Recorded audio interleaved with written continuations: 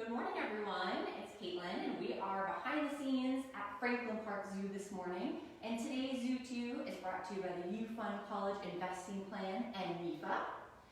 And we are currently in our Eco Center this morning, and we have a really exciting live, which we were happy to share with everyone this morning, which is feeding our hatchling wood turtles.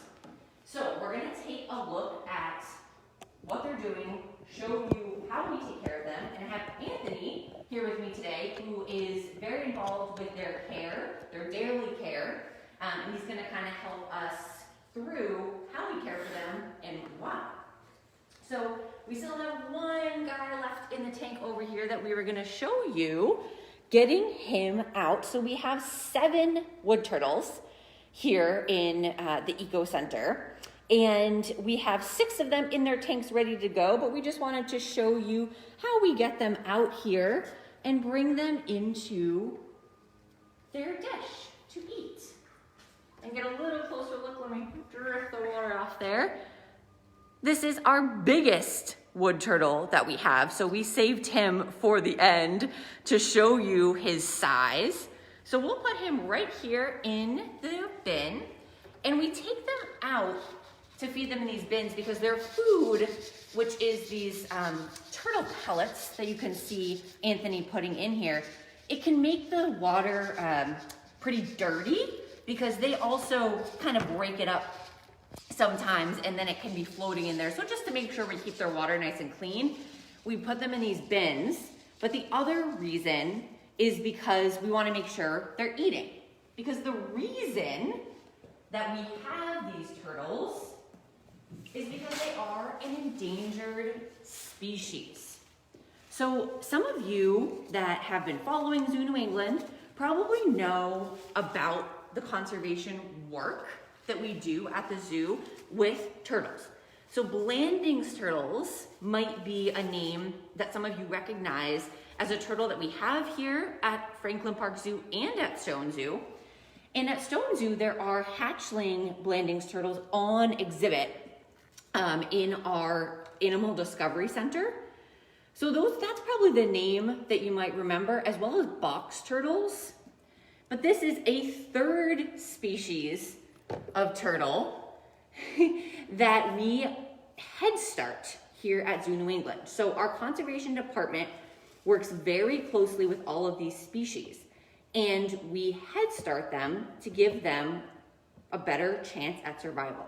So what that means is our conservation department tracks the female turtles of wood turtles, box turtles, and Blanding's turtles, so it's a lot of work, and they monitor their nests. And when these turtles do hatch, they're able to remove those turtles, bring them to a variety of different places, whether it's the zoo, some volunteers will take them home to care for them at home, and lastly, at schools. And the reason for that is that they will have almost a full year to grow.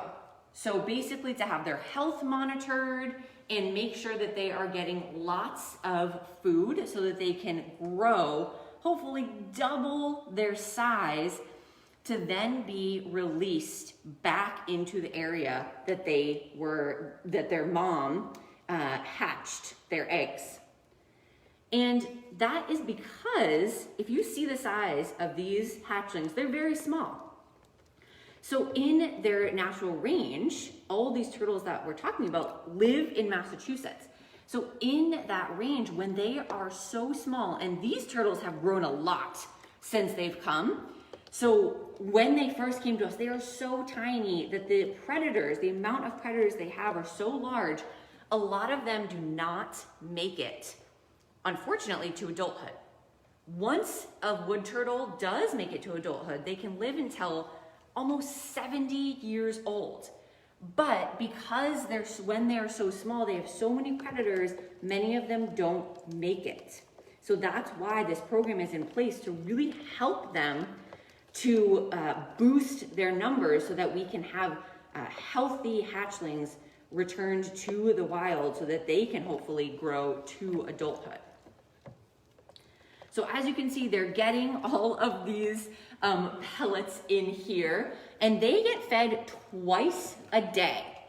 So Anthony, as I mentioned, helps with that, along with one of our other coworkers, Patrick, and our teen ambassadors also help taking care of our wood turtles. So every morning, when whoever the person that is on turtle care that day will check the water temperatures, check their heater, and all of their lights, and then take them out to get their breakfast. And then they get fed again later in the day. And that's just to make sure they're getting as much food as possible. So as we're going to, if you have questions about our wood turtles, please put them into the chat. We'd be happy to answer them. And the other thing that's really important that we have to do with these wood turtles to ensure that they are growing is weigh them weekly. So Anthony, would you want to tell us just a little bit about how that works and how you weigh them each week and why that is so important? Yes, absolutely. So every day, or every Thursday, I should say, is our weigh day. So at the end of the day, after our PM feeds, what we do is we go ahead and grab a turtle. We kind of let the water drip off a little bit, and we usually set up a scale, just like we have over here. We place a little container on this scale, and we take a turtle, and then we put it on the scale, and then we see how much that turtle weighs. And just so we are sure that we have the correct number, we try that a couple of times. We raise the turtle again, and then we tear the scale so it goes back to 0, and then we put the turtle back in. And then when we have a consistent weight up to 3 times, then we know that's pretty close to what the turtle actually weighs. So then we go ahead and we document that information. So we have this clipboard right over here where we track all of those things, where we track weight and carapace length. So once a month, we also measure their carapace. So we want to make sure that our turtles are growing nice and healthy. So what we do is we make sure to grab a turtle. We grab an instrument called a caliper, which I actually don't have with me at the moment. But we measure them from notch to notch. Very cool. And then could we just show how you put one on the scale to weigh them? Absolutely. So let's go ahead and grab this guy right over here. And like I mentioned, I let the water drip off just a little bit. And get that water weight. Absolutely. And then we go ahead and place the turtle right in that container. I usually place my hands right about there just to make sure that the turtle does not get out of the container. And then as soon as they stop moving, we can get a more accurate read of that number. And Anthony was telling me this morning that they are actually, which is a good thing, but they're actually outgrowing this bowl that we use to weigh them. Because when we got them, like I said, they were much smaller than this. So this bowl was perfect size for them. But as you guys saw with that first one that we met, he is quite large. And Anthony told me he weighs almost half a pound, which I know sounds so small, but for a turtle, for a hatchling turtle, that is a very good weight. This so it's not. That's okay. We might need a bigger container to help us out here.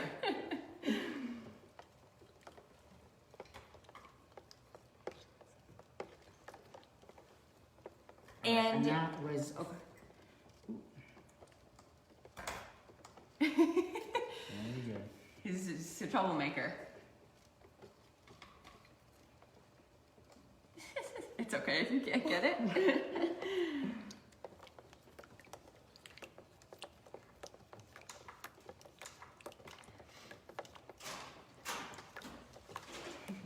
And so when some of you might be wondering too about, it's winter right now, and what would these turtles be doing? 120 grams. Okay, 120 grams, perfect. Anthony's got the turtle touch.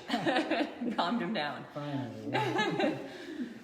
So right now, in the winter. We're thankfully coming into the spring where some of these turtles might be waking up, but adult wood turtles are going to be basically sleeping all throughout the winter to conserve their energy. So usually underground, underwater, they're going to be spending their time keeping their energy levels very low so they can survive through the winter. And as the spring comes and it starts warming up is when our turtles will start waking up and exploring, looking for food, potentially looking for females. And so that's when our conservation department is going to be back out in the field actively looking for these turtles. So what's really cool is all of these wood turtles that you see today are ones that are going to be released back into their natural range. And then our conservation department is going to be able to track each one and know exactly who they are. So you might be looking at them right now and there are a few size differences, but they can be pretty hard to tell apart. So what's kind of silly is at the very beginning, when they are super small, we actually use a little colored dot to be able to help tell them apart, but that eventually wears off as they grow. So one way is actually called notching. And what that means is there are certain parts on the shell that we actually put a little mark into to be able to tell them apart. So Anthony, would you just be able to maybe show at the end of one of them what that looks like? Absolutely. So when we make sure to identify these turtles, we want to make sure that we are being mindful of all of the notches that are on the turtle's carapace. So usually right here, we always start off on the top right, and that is the thousands block. And then the top left is the hundreds block. The left bottom is the double digits. And then on the bottom right, we have the single digits. So we just want to make sure that we're adding all of those numbers together. So if we have a notch on that first one, that would be 1,000. If we have it on the second, that would be 2,000. If we have it on the third, it would be 3,000. If we have it on the fourth, it would be 4,000. And it goes all the way to 5. So on this one, we don't have a notch there, but we do have a notch on that second scute right there. So that would be 2,000. And then we don't have any on the hundreds. And then in the singles, we have nothing in that first scute and in that second, so that would be 20. And then right here we have our singles. So 1, 2, we have one on number 2, 3, 4, we have one on number 4. So if we're adding all of those together, that's 2,026. So 2026. Awesome. That was a very good explanation. I struggle with determining all of the notching of each of these turtles, so that was a very good explanation, Anthony. All right, do we have any questions, Rachel, that we can answer before we wrap up? Sure. Bob was asking again where we can see these turtles in the wild and if they're local to the Boston area. That is a great question, Bob. They are a species that's found in Massachusetts, and their range can overlap with box turtles and Blanding's turtles. But the population that we are aware of is in Concord, Massachusetts, and that is where they have been found, and that's where our conservation team does their researching and monitoring of them. But here at the zoo, we do have, it's winter now, but in the springtime, we do have Blanding's turtles on exhibit in the Children's Zoo at Franklin Park Zoo and in the Animal Discovery Center at Stone Zoo. Currently no wood turtles on exhibit, we just have them behind the scenes, and then we'll be releasing them into their natural range in the spring. And Katie was wondering what they'd be eating in their natural habitat. Oh, that's a great question. So when they are hatchlings, they're going to be finding different bugs and insects and even small fish and small invertebrates.